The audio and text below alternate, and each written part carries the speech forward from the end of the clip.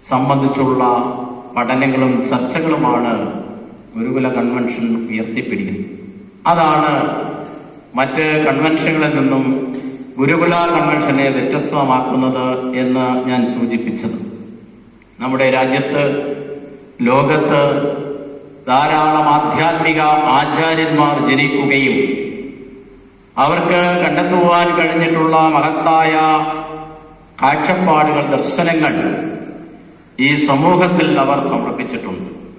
അതിലൂടെയെല്ലാം നാം കണ്ണോടിക്കുമ്പോൾ പ്രധാനമായും ആധ്യാത്മിക രംഗത്ത് പ്രവർത്തിച്ചിട്ടുള്ള ആധ്യാത്മിക ആചാര്യന്മാരുടെ ദർശനം കേവലം ബുദ്ധിജീവികളുടെ ബുദ്ധി വ്യായാമത്തിന് വേണ്ടി മാത്രം അതിനെ വിനിയോഗിക്കപ്പെട്ടപ്പോൾ ശ്രീനാരായണ ഗുരുവിനെ കണ്ടെത്തുവാൻ കഴിഞ്ഞ മഹത്തായ ആ ദർശനത്തെ മാനവ സമൂഹത്തിന്റെ ജീവിതഗന്ധികളായ എല്ലാ വിഷയങ്ങളിലേക്കും കടന്നു ചെല്ലുവാനും മാനവ സമൂഹത്തിന്റെ ജീവിതഗന്ധികളായ വിഷയങ്ങളിൽ ഏതെങ്കിലും തരത്തിലുള്ള അശാസ്ത്രീയമായ ധാരണകൾ കടന്നുകൂടിയിട്ടുണ്ടെങ്കിൽ ആ അശാസ്ത്രീയമായ ധാരണകളെ സമൂലം തിരുത്തി ശരിയായ മാർഗദർശനം നൽകുവാൻ ശ്രീനാരായണ ഗുരുവിന് കഴിഞ്ഞു എന്നുള്ളത്.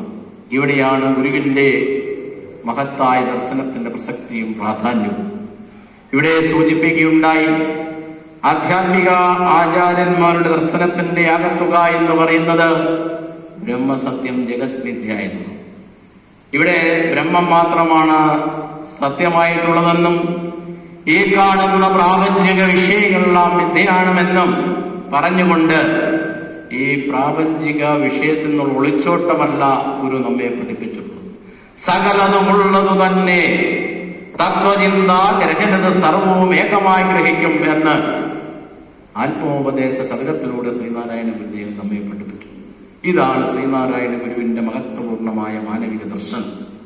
അവിടെ ഈ പ്രപഞ്ചത്തെയും മനുഷ്യനെക്കുറിച്ചും ചുറ്റുപാടിനെ കുറിച്ചും അറിയുവാനും ഉൾക്കൊള്ളുവാനും അതുവഴി ജീവിച്ചുകൊണ്ട് ജീവിതത്തിന്റെ ആത്യന്തികമായ ലക്ഷ്യത്തെ അനർത്ഥമാക്കുവാനുള്ള വഴി പന്ഥാവ് വെട്ടിത്തുറക്കുകയാണ് ശ്രീനാരായണ ഗുരുദേവൻ ചെയ്തത്. അതുകൊണ്ടാണ് ഗുരുവിന്റെ കാഴ്ചപ്പാടിൽ നിന്നുകൊണ്ട് സാമൂഹിക ദർശനത്തെയും സാമൂഹിക കാഴ്ചപ്പാടുകളെയും ലോകത്തെയും സമൂഹത്തെയും ഒക്കെ ഗുരുവിന് വിലയിരുത്തുവാൻ കഴിഞ്ഞിട്ടുള്ളത്. അതിൽ നിന്നാണ് ഗുരുവിന്റെ ജാതി സങ്കല്പം, ഗുരുവിന്റെ മതസങ്കല്പം, ഗുരുവിന്റെ വിദ്യാഭ്യാസ സങ്കല്പം, ഗുരുവിന്റെ സാമൂഹിക ദർശനം, ഗുരുവിന്റെ സാമൂഹിക കാഴ്ചപ്പാട്, ഇങ്ങനെ മനുഷ്യ ജീവിതവുമായി ബന്ധപ്പെട്ട എല്ലാ വിഷയങ്ങളിലേക്കും കടന്നു ചെല്ലുവാനും ശ്രീനാരായണ ഗുരുവിന് കഴിഞ്ഞു എന്നുള്ളതാണ്. അത് ഉൾക്കൊള്ളുവാനും മനസ്സിലാക്കുവാനും അതിലെത്തിപ്പെടുവാനുമുള്ള പന്ഥാവാണ് നാരായണ ഗുരുവിന്റെ കൺവെൻഷൻ ഉയർത്തിപ്പിടിക്കുന്നത്. ശ്രീനാരായണ ഗുരുദേവന്റെ മഹത്വപൂർണമായ ദർശനത്തിലേക്ക് നാം കണ്ണോടിക്കുമ്പോൾ അതിന്റെ എല്ലാം ആകത്തുക എന്ന് പറയുന്നത് മനുഷ്യൻ നന്നാകണം, മനുഷ്യൻ സ്വതന്ത്രരാകണം എന്നാണ്. മനുഷ്യനെ നന്നാകുവാൻ കഴിയണം. നന്നാകുക എന്ന് വെച്ചാൽ നല്ല ഭക്ഷണ പദാർത്ഥങ്ങൾ കഴിച്ചുകൊണ്ട് ശാരീരിക പുഷ്ടി പ്രാപിക്കുക എന്നുള്ളതല്ല.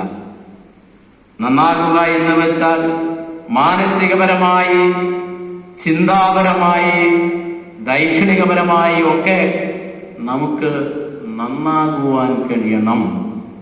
ആ നന്നാകലിലൂടെ മാത്രമേ നമുക്ക് മനുഷ്യനായി ജീവിക്കുവാൻ കഴിയുള്ളൂ. അല്ലെങ്കിൽ മനുഷ്യരൂപേണേ മൃഗാസരന്തി എന്ന് പറയുന്നത് പോലെ മനുഷ്യരൂപത്തിലുള്ള മൃഗങ്ങളായി മാത്രമേ നമുക്ക് ജീവിക്കുവാൻ കഴിയുള്ളൂ. മനുഷ്യരൂപത്തിലുള്ള മനുഷ്യനായി ജീവിക്കണമെങ്കിൽ മാനുഷിക മൂല്യങ്ങളെയും ജീവിത മൂല്യങ്ങളെയും ഉയർത്തിപ്പിടിക്കുവാൻ നമുക്ക് കഴിയണം. മാനുഷിക മൂല്യങ്ങളെയും ജീവിത മൂല്യങ്ങളെയും ഹൃദയം കൊണ്ടേറ്റുവാങ്ങുവാൻ കഴിയണം. അങ്ങനെ മാനുഷിക മൂല്യങ്ങളെയും ജീവിത മൂല്യങ്ങളെയും ഉയർത്തിപ്പിടിക്കുവാൻ അനുസൃതമായ ഒരു ജീവിത ശൈലിയാണ് ശ്രീനാരായണ ഗുരുദേവൻ വെട്ടിത്തുറന്നിട്ടുള്ളത്. ആ പന്ഥാവിലൂടെ ചരിക്കുന്നതിലൂടെ മാത്രമേ നമുക്ക് നന്നാകുവാൻ കഴിയൂ.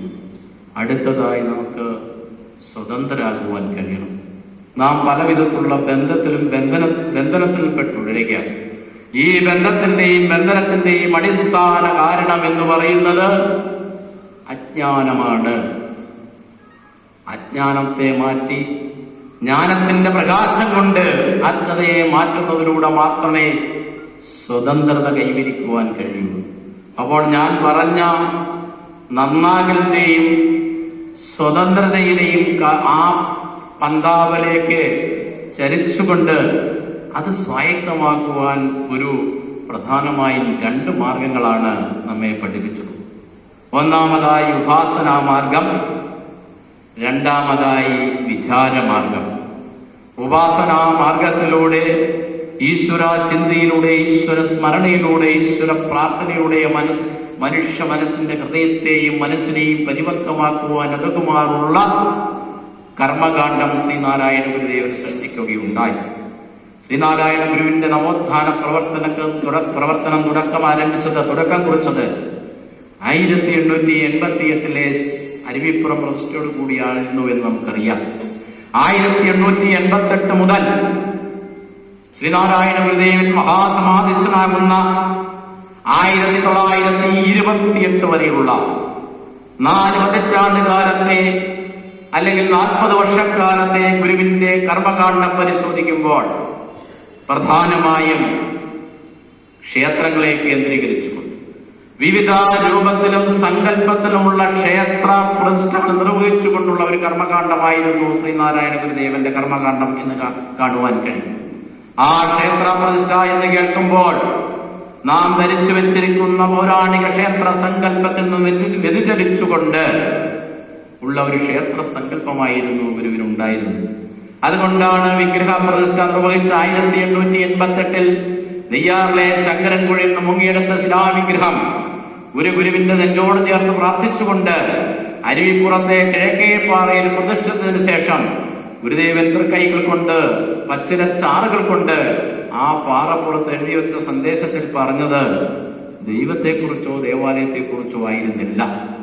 ഇവിടുത്തെ ഭൂരിഭാഗം വരുന്ന ജനവിഭാഗത്തെ ആരാധനാലയങ്ങളുടെ കവാടങ്ങൾ അവർക്ക് മുമ്പിൽ കൊട്ടിയടക്കപ്പെട്ട സാഹചര്യത്തിലാണ് ശ്രീനാരായണ ഗുരുദേവൻ വിഗ്രഹപ്രതിഷ്ഠ നിർവഹിച്ചത്. വിഗ്രഹപ്രതിഷ്ഠ നിർവഹിച്ച ഗുരു വിഗ്രഹത്തെക്കുറിച്ചോ ദൈവത്തെക്കുറിച്ചോ ദേവാലയത്തെക്കുറിച്ചോ പറയാതെ ജാതിഭേദം മതദ്വേഷം ഏതുമില്ലാതെ സർവരും സോദരത്വേന വാഴുന്ന മാതൃകാസ്ഥാനമാമിത് എന്നാണ് അവിടെ ആലേഖനം ചെയ്തത്. പച്ചിലച്ചാറുകൾ കൊണ്ട് ഗുരുവിന്റെ തൃക്കൈകളാൽ ആ പാറപ്പുറത്ത് എഴുതി വെച്ചു. ജാതിക്കും മതത്തിനും വർഗത്തിനും വർണ്ണത്തിനും അതീതമായി, ദേശത്തിനും കാലത്തിനും ലിംഗത്തിനുമെല്ലാം അതീതമായി എല്ലാവരും സാഹോദര തുല്യം വാണരുളുന്ന ഒരു സാമൂഹിക പശ്ചാത്തലമാണ് ശ്രീനാരായണ ഗുരുദേവൻ സ്വപ്നം കണ്ടത്. ആ സ്വപ്ന സാക്ഷാത്കാരത്തിലേക്കുള്ള പടിപടിയായുള്ള ഉയർച്ചയും വളർച്ചയുമാണ് ശ്രീനാരായണ ഗുരുദേവൻ ഉപദേശങ്ങളുടെയും ഉത്ബോധനങ്ങളുടെയും കർമ്മകാണ്ഡങ്ങളുടെയും എല്ലാം ഈ സമൂഹത്തെ ഓർമ്മപ്പെടുത്തിയത് എന്ന് കാണുവാൻ കഴിയും. 1888 മുതൽ 1928 വരെയുള്ള ഗുരുവിന്റെ കർമ്മകാണ്ഡത്തിലെ പ്രധാന പ്രതിഷ്ഠകളിലെ അവിസ്മരണീയങ്ങളായ മുഹൂർത്തങ്ങൾ നാം പരിശോധിക്കുമ്പോൾ ഇവിടെ വിദ്യാഭ്യാസപരമായി, സാമൂഹ്യപരമായി, സാംസ്കാരികപരമായി, ആധ്യാത്മികപരമായി പിന്തള്ളപ്പെട്ടുപോയ ബഹുഭൂരിപക്ഷം ജനവിഭാഗത്തെ ജീവിതത്തിന്റെ മുഖ്യധാരയിലേക്ക് കൈപിടിച്ചുയർത്തുവാനുള്ള അവസ്ഥാവിശേഷമായിരുന്നു ഗുരുവിന്റെ ക്ഷേത്ര സങ്കല്പത്തിലൂടെ ഗുരു ലോകത്തെ ഓർമ്മപ്പെടുത്തിയത്, പഠിപ്പിച്ചത് എന്ന് കാണുവാൻ കഴിയും. അതുകൊണ്ട് ഞാൻ സൂചിപ്പിച്ചത് കേവലം വിശ്വാസ സമൂഹത്തിന്റെ ആധ്യാത്മികമായ ഔന്നിത്യം മാത്രമായിരുന്നില്ല ഗുരുവിന്റെ ക്ഷേത്ര സങ്കല്പത്തിലൂടെ ഗുരു പഠിപ്പിച്ചത്. ജീവിതത്തിന്റെ മാനവ സമൂഹത്തിന്റെ സമസ്ത മേഖലകളിലേക്കും കടന്നു ചെല്ലുവാനുള്ള പ്രവാഹ കേന്ദ്രങ്ങളായിട്ട് ആരാധനാലയങ്ങൾ മാറണം എന്നുള്ളതായിരുന്നു ഗുരുവിന്റെ സങ്കല്പം. അതുകൊണ്ടാണ് ഗുരു പറഞ്ഞത് പ്രധാന ദേവാലയം വിദ്യാലയമായിരിക്കണം, വിദ്യാലയ സമാനമായ ആശയങ്ങളായിരിക്കണം, വിദ്യാലയ സമാനമായ ലക്ഷ്യങ്ങളായിരിക്കണം. ആരാധനാലയങ്ങളിലൂടെ നേടേണ്ടത്, സമൂഹം നേടേണ്ടത്, സമൂഹം സ്വായത്തമാക്കേണ്ടത് എന്ന് ദീർഘദർശിയായ സത്യദർശിയായ ശ്രീനാരായണ ഗുരുദേവൻ പറഞ്ഞു. ആരാധനാലയങ്ങളെല്ലാം ക്രിസ്ത്യൻ പള്ളികൾ പോലെ വിശാലമായിരിക്കണം. അവിടെ വരുന്ന ഭക്തജനങ്ങൾക്ക് മഹത്തായ ഉപദേശങ്ങൾ പറഞ്ഞു കൊടുക്കണം. അവരുടെ ഹൃദയത്തെക്കുറിച്ച്, അവരുടെ ഹൃദയശുദ്ധിയെക്കുറിച്ച്, അവരുടെ മനഃശുദ്ധിയെക്കുറിച്ച്, ആത്മീയപരമായ യുദ്ധത്തെക്കുറിച്ച്, ജീവിതത്തെക്കുറിച്ചൊക്കെ പറഞ്ഞു കൊടുക്കുവാനുള്ള കേന്ദ്രങ്ങളായ ആരാധനാലയങ്ങൾ മാറണം എന്നുള്ളതായിരുന്നു ഗുരുവിന്റെ ലക്ഷ്യം. ഗുരുവിന്റെ ഒരു സംഭാഷണ ശൈലി തന്നെ പരിശോധിച്ചാൽ നമുക്ക് മനസ്സിലാക്കുവാൻ കഴിയും. വടക്കേ മലബാറിലെ ഗുരുവിന്റെ ഗൃഹസ്ഥ ശിഷ്യരിൽ പ്രമുഖനായിരുന്നു ശ്രീ കോട്ടായിൽ കുമാരൻ. കോട്ടായിൽ കുമാരൻ പല സന്ദർഭങ്ങളിലായി ശിവഗിരിയിൽ വരികയും ഗുരുവിന്റെ അനുഗ്രഹ ആശംസകൾ ഏറ്റുവാങ്ങുകയും പതിവായിരുന്നു. ഒരിക്കൽ കോട്ടായിൽ കുമാരൻ ശിവഗിരിയിൽ വന്ന് ഗുരുവിനെ പ്രണമിച്ചു നിന്നപ്പോൾ ഗുരുദേവൻ പറഞ്ഞു, നാം ഇന്ന് ഉൾനാടൻ പ്രദേശത്തേക്ക് ക്ഷേത്രപ്രതിഷ്ഠയ്ക്ക് പോകുകയാണ്. കുമാരനും കൂടി എന്റെ കൂടെ വരണം. ക്ഷേത്രപ്രതിഷ്ഠയ്ക്ക് ശേഷം കുമാരൻ പ്രസംഗം പറയണമെന്ന് ഗുരു കുമാരനോട് നിർദ്ദേശിച്ചു. വളരെ വിനയാന്വിതനായതുകൊണ്ട് കോട്ടായി കുമാരൻ ഗുരുവിനോട് ചോദിച്ചു, ഞാൻ ഏതിനെ കുറിച്ചാണ് പ്രസംഗം പറയേണ്ടത് എന്ന് ചോദിച്ചപ്പോൾ ഗുരു പറഞ്ഞു, നാം ഇന്നൊരു ഉൾനാടൻ പ്രദേശത്തേക്കാണ് ക്ഷേത്രപ്രതിഷ്ഠയ്ക്ക് പോകുന്നത്. വിദ്യാവിഹീനരായ ജനങ്ങൾ പാർക്കുന്ന സ്ഥലം, പാവപ്പെട്ട ജനങ്ങൾ തിങ്ങിപ്പാർക്കുന്ന സ്ഥലം. അതുകൊണ്ട് അവർക്ക് മനസ്സിലാക്കത്തക്ക രീതിയിൽ 2-3 കാര്യം കുമാരൻ പ്രസംഗം പറയണം. ഒന്നാമതായി പ്രസംഗിക്കേണ്ടത് അവരുടെ ഉദരത്തെ സംബന്ധിച്ച്, അവരുടെ വയറിനെ സംബന്ധിച്ച് പ്രസംഗിക്കണം. രണ്ടാമതായി അവരുടെ ഹൃദയത്തെ സംബന്ധിച്ച് പ്രസംഗിക്കണം. മൂന്നാമതായി അവരുടെ തലയെ സംബന്ധിച്ച് പ്രസംഗിക്കണം എന്നാണ് ശ്രീനാരായണ ഗുരുദേവൻ നിർദ്ദേശിച്ചത്. അപ്പോൾ ഒന്നാമതായി അവരുടെ ഉദരത്തെ സംബന്ധിച്ച്, അവരുടെ വയറിനെ സംബന്ധിച്ച് എന്ന് വെച്ചാൽ ആ സമൂഹത്തിന്റെ ഭൗതികപരമായ കാര്യങ്ങളെ സംബന്ധിച്ച് പ്രസംഗിക്കണം. അവർക്കും നമുക്കും ജീവിക്കണമെങ്കിൽ ഭക്ഷണ പദാർത്ഥങ്ങൾ ഉണ്ടാകണം. ഭക്ഷണ പദാർത്ഥങ്ങൾ വാങ്ങണമെങ്കിൽ സമ്പത്തുണ്ടാകണം. സമ്പത്തുണ്ടാകണമെങ്കിൽ തൊഴിലുണ്ടാകണം. അതുകൊണ്ട് അവരുടെ തൊഴിലൂടെ ലഭിക്കുന്ന സമ്പത്ത്, അവരുടെ സമ്പത്തിനെ സംബന്ധിച്ച്, അവരുടെ തൊഴിലിനെ സംബന്ധിച്ച്, അവരുടെ ജീവിതത്തെ സംബന്ധിച്ച് അതെങ്ങനെ ഭൗതിക ജീവിതം അർത്ഥപൂർണമാക്കുവാൻ കഴിയും എന്നതിനെ സംബന്ധിച്ച് ലളിതമായി മധുരമായി അവർക്ക് പറഞ്ഞു കൊടുക്കണം എന്നാണ് ഗുരു പറഞ്ഞത്. കേവലം ഒരു ക്ഷേത്ര സംസ്ഥാപനത്തോടനുബന്ധിച്ച് ആ സമൂഹത്തിന്റെ ഭൗതികപരമായ ഔന്നത്യത്തെ ലക്ഷീകരിച്ചുകൊണ്ട് അവരെ ബോധവൽക്കരിക്കണം, അവബോധമുണ്ടാക്കണം എന്നാണ് ഗുരു പറഞ്ഞത്. രണ്ടാമതായി അവരുടെ ഹൃദയത്തെ സംബന്ധിച്ച്, അവരുടെ ഹൃദയവിശാലതയെ സംബന്ധിച്ച് എന്ന് വെച്ചാൽ ആത്മീയപരമായ പുരോഗതിയെ സംബന്ധിച്ച്. അപ്പോൾ രണ്ടാമതാണ് അവരുടെ ആത്മീയപരമായ പുരോഗതിയെ സംബന്ധിച്ച് പ്രസംഗിക്കുവാൻ ഗുരു പറഞ്ഞത്. മൂന്നാമതായി ആദ്യം പറഞ്ഞ ഭൗതികതയെയും രണ്ടാമത് പറഞ്ഞ ആധ്യാത്മികതയും സമന്വയിപ്പിച്ചുകൊണ്ട് അവരുടെ തലയെ സംബന്ധിച്ച്, അല്ലെങ്കിൽ അവരുടെ ബുദ്ധിയെ സംബന്ധിച്ച്, അല്ലെങ്കിൽ അവരുടെ വിദ്യാഭ്യാസത്തെ സംബന്ധിച്ച് പറഞ്ഞു കൊടുക്കണമെന്ന് പറഞ്ഞു. വിദ്യാഭ്യാസത്തിലൂടെ നേടുന്ന അറിവ് ഭൗതികപരമായ ഔന്നത്യത്തെ നേടുവാൻ നമുക്ക് കഴിയും.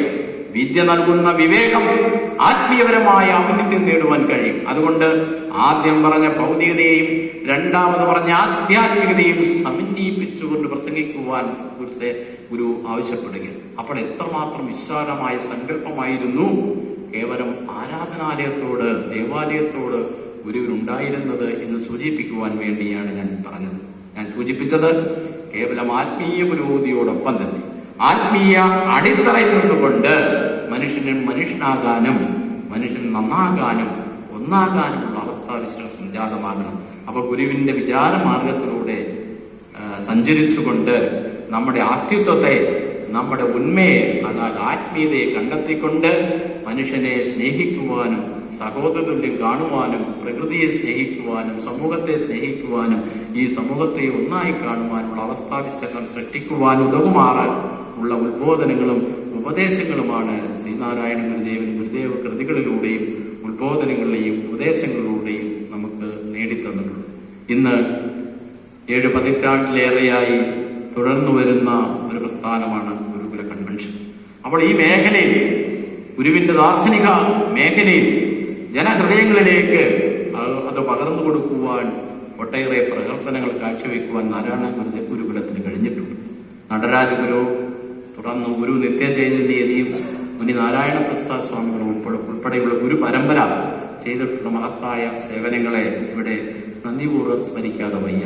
തുടർന്നും സാമൂഹിക നന്മയ്ക്ക് വേണ്ടി, സാമൂഹിക പുരോഗതിക്ക് വേണ്ടി, സാമൂഹിക വളർച്ചയ്ക്ക് വേണ്ടി ശ്രീനാരായണ ഗുരുദേവൻ ഈ സമൂഹത്തിന് നൽകിയ മഹത്തായ ഈ മാനവിക ദർശനത്തെ ഉൾക്കൊണ്ട് പ്രചരിപ്പിച്ചുകൊണ്ട് ഒരു സ്വപ്നം കണ്ട ആ സ്വാതന്ത്ര്യം വാഴുന്ന സമൂഹ സൃഷ്ടിക്കായി നമുക്കൊന്നിച്ച് പ്രവർത്തിക്കാം എന്ന് മാത്രം സൂചിപ്പിച്ചുകൊണ്ട് ഈ സദസ്സിൽ എത്തിച്ചേർന്ന ജിജ്ഞാസുക്കളായ നിങ്ങൾക്ക് ഏവർക്കും എല്ലാവിധ നന്മകളും വിജയങ്ങളും നേർന്നുകൊണ്ട് ഈ കൺവെൻഷൻ ഒരാഴ്ചക്കാലം നീണ്ടു നിൽക്കുന്ന ഈ കൺവെൻഷനിലെ ചർച്ചകളും ചിന്തകളും പഠനങ്ങളും നമ്മുടെ മനസ്സിനെയും നമ്മുടെ ചിന്തകളെയും പരിശുദ്ധമാക്കുവാനും പരിപക്വമാക്കുവാനും കഴിയട്ടെ എന്ന് പ്രാർത്ഥിച്ചുകൊണ്ട് എല്ലാവിധ അനുഗ്രഹ ആശീസ്സുകളും അർപ്പിച്ചുകൊണ്ട് ഞാൻ എൻ്റെ എളിയ വാക്കുകളുടെ ഉപസംഹരിക്കുന്നു. നന്ദി, നമസ്കാരം.